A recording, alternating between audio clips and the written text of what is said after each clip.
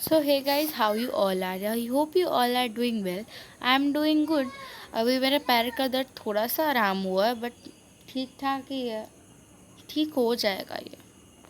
देखो आज हम लोग करने वाले हैं वन विचार फोनोलॉजी. जो हमने व्याकरण के 3 भाग पढ़े थे ना, सबसे पहले था वो वन विचार फोनोलॉजी, जिसके अंदर हम लोग वर्ण के ऊपर उनकी ध्वनि के बारे में, उनको कैसे बोला जाए, उनको कैसे लिखा जाए, इसके बारे में बात करते हैं. ओके. ये छोटी से छोटी श्रव्य ध्वनि जिसके और टुकड़े नहीं हो सकते वर्ण कहलाते हैं. मतलब छोटा से छोटा जो बोलने वाला ध्वनि है उसे वर्ण कहा जाता है, और जिसका और टुकड़ा हम नहीं कर सकते. जैसे कि शब्द का हम लोग टुकड़ा, वाक्य का शब्द में टुकड़ा कर सकते हैं, शब्द का वर्ण में, और वर्ण का किसी में भी नहीं. दस मीन वर्ण एक छोटी सी सुरक्त ध्वनि है. हिंदी वर्णमाला में स्वर है, अनुस्वर है, विसर्ग है, व्यंजन है. ये याद कर लेना. कर्व व्यंजन, स्वर व्यंजन, त्वर्ग व्यंजन, त्वर व्यंजन, पौड़ व्यंजन, अंसत व्यंजन, ऊष्म व्यंजन, संयुक्त व्यंजन. अब इनके बारे में हम लोग फर्दर पढ़ने वाले हैं. Okay, let's move into the next slide. अच्छा ज़रा सा वेट कर लो. वेट. ध्यान दीजिए. हिंदी के वर्ण के अक्षर भी कहते हैं क्योंकि उनका स्वतंत्र उच्चारण होता है. वर्ण को क्या कहा जाए, अक्षर भी कहा जाता है. स्वर तो अपनी प्रकृति से ही अक्षर होते हैं, परंतु हिंदी में व्यंजन वर्ण में भी अवर्ण रहता है. जैसे क जैसे कि हर अक्षर में ना, देखो स्वर जो होते हैं वो इंडिपेंडेंट होते हैं, लेकिन व्यंजन जो होता है वो इंडिपेंडेंट नहीं होता है. क्यों नहीं होता है? क्योंकि उनको उच्चारण करने में भी कुछ वर्ण का उपयोग होता है. जैसे कि अ जो है बहुत कॉमन है. क ख ग अ आता ही है. ओके. कई बार ऐसी स्थिति बनती है कि स्वर रहित व्यंजन का भी, अब ऐसा ही नहीं कि वो स्वर का भी है, स्वर का ही हेल्प ले, वो व्यंजन का भी हेल्प लेते हैं.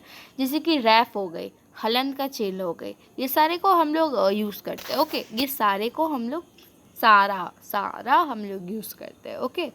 ड और ढ हिंदी के विकसित व्यंजन है, ये संस्कृत में नहीं थे. दिस मीन हमने इसे खुद से ऐड किया है, ये संस्कृत से हमको नहीं मिला.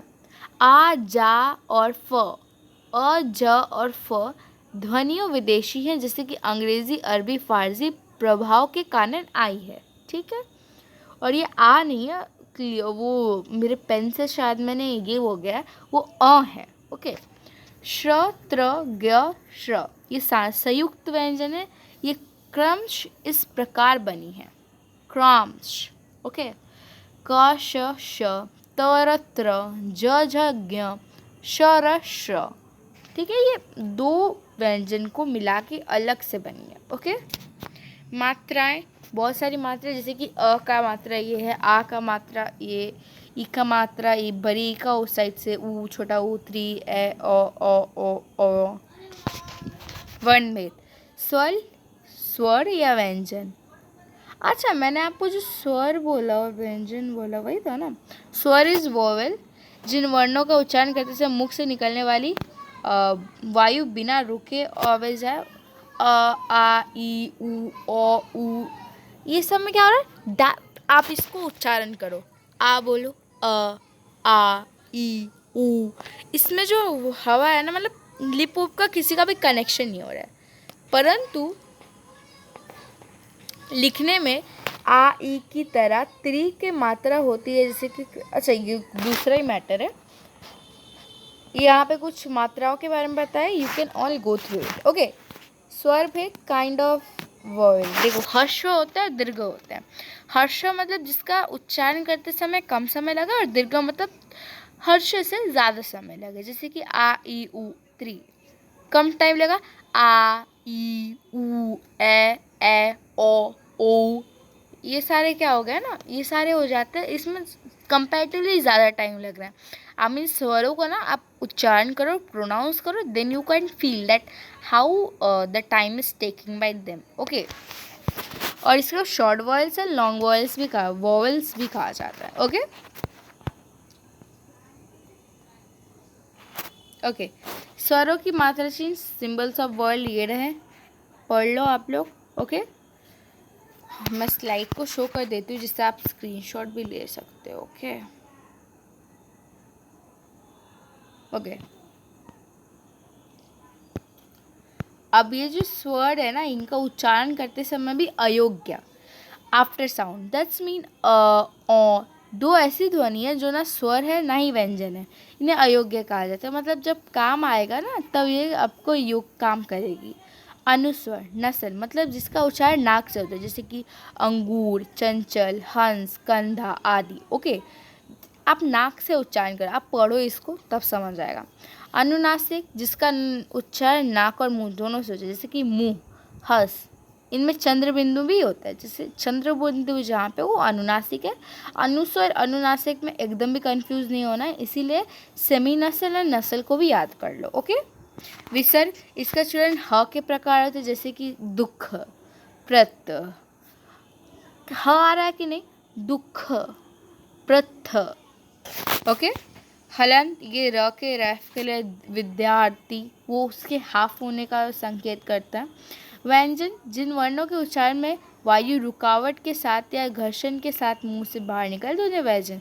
घर्षण मतलब टच, मतलब माउथ टच हो रहा है तब वो वायु निकल रही है, दैट्स मीन हवा पास हो रहा है मुख से, उसे कहा जाता है व्यंजन, कॉन्सोनेंट। ओके। व्यंजन के 3 भेद होते हैं, स्पर्श व्यंजन, अंसत व्यंजन, ऊष्म व्यंजन। स्पर्श व्यंजन ये होता है जैसे कि जिसको आप उच्चारण जब करोगे तब कंठ, तलु, मूर्ध या आठों का स्पर्श करके बाहर आती है, जैसे कि कंठ मीन्स गला, ताल मतलब ये जो आपका होठ का ये नहीं होता वो, मूर्ध मीन्स पता नहीं, होठो मीन्स ये होठ, समझ आ गया। ताल मतलब शायद जीव, एंड मुद्र क्या है यार, हाँ ये जो ऊपर वाला पार्ट होता है ना उसे कहा जाता है। ओके, जैसे कि क ख ग घ ग ड, ये कंठ से हो रहा है। च छ ज ज ज, तलु, त ठ द ड न, मूर्ध, त थ द ध ध न, दंत से, और प फ ब म व, पर्व से, होठ से। ओके। अंसत, ये जो है यर लव, इनका उच्चारण स्वर और व्यंजन के मध्य के होता है, इसलिए कोई अंसत कहा जाता है। इसके मतलब होता है, अंसत का अर्थ ये है कि बीच में स्थित होना, यर लव। ये क्या होता है ना, मतलब पूरा वायु आता नहीं है, यर लव, आप उच्चारण करो, वायु जो उच्चारण तब स्टार्ट हो जाए जब मुख के अंदर ही वायु हो रहा है, यर लव, बाहर आने का टाइम ही नहीं मिल रहा उसको। उष्म मतलब जिसको ऐसा ऐसा श ह, अब ऐसा ऐसा वो व्यंजन जिसको बोलते समय ना आपका ये भी आ जाए, क्या बोलते हैं, थूक भी आ जाए। ये मेरी मैम, पता, आई हैव अ टीचर, मैं नाम लूँ, माया मैम, मैम शी टीच, मतलब हिंदी व्याकरण is such a typical subject, she teach me like what, मतलब क्या बताओ, अलग लेवल पढ़ाती है मैम, बहुत अच्छा पढ़ाती है ma'am, I am big fan of her, सचमुच बहुत अच्छा पढ़ाती है हिंदी व्याकरण। हिंदी व्याकरण मतलब फिर भी मुझे हिंदी के क्लास बोरिंग नहीं लगती है क्योंकि मैम पढ़ाती है, बहुत अच्छा पढ़ाती है मैम। एंड बल्कि वो मेरी ट्यूटर भी नहीं है, she is my school teacher, and she go through A to Z student, my gosh. Okay. अन्य अभिकरणियाँ, स्वतंत्र के कपने के आधार पर व्यंजनों का सॉरी।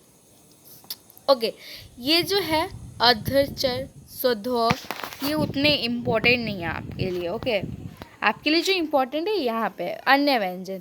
व्यंजनों के 3 भेद होते हैं, अत्यधिक संयुक्त या द्वैत व्यंजन। सबसे तो पहले संयुक्त व्यंजन, जिसके ऐसा व्यंजन जो 2 भिन्न व्यंजनों के योग से बनता है, मतलब 2 व्यंजनों के मिलने के बाद संयुक्त व्यंजन बनता है। इसका एग्जाम्पल है ये श, ज्ञ, त्र, द, त, श। ओके। द्वितीय व्यंजन मतलब जो वर्ड एक बार हाफ यूज हो रहा है और एक बार फुल यूज हो रहा है, जैसे कि बच्चा, सच्चा, मिट्टी, खट्टी, लल्लू, पल्लवी, लड्डू, रेड्डी, खद्दर, चद्दर, पक्का, मक्का। ओके। नासिक के व्यंजन जैसे कि ड, ज का प्रयोग हिंदी में अपने ही वर्ग के व्यंजनों पहले होता है, जैसे कि ड, ज, न, म, प। ओके। ये भी उतना इम्पोर्टेंट नहीं है। अक्षर, एक अक्षर वाले शब्द आ, जो आप रोग है। दो अक्षर वाले शब्द कमल, कमल, बोलना बोलना।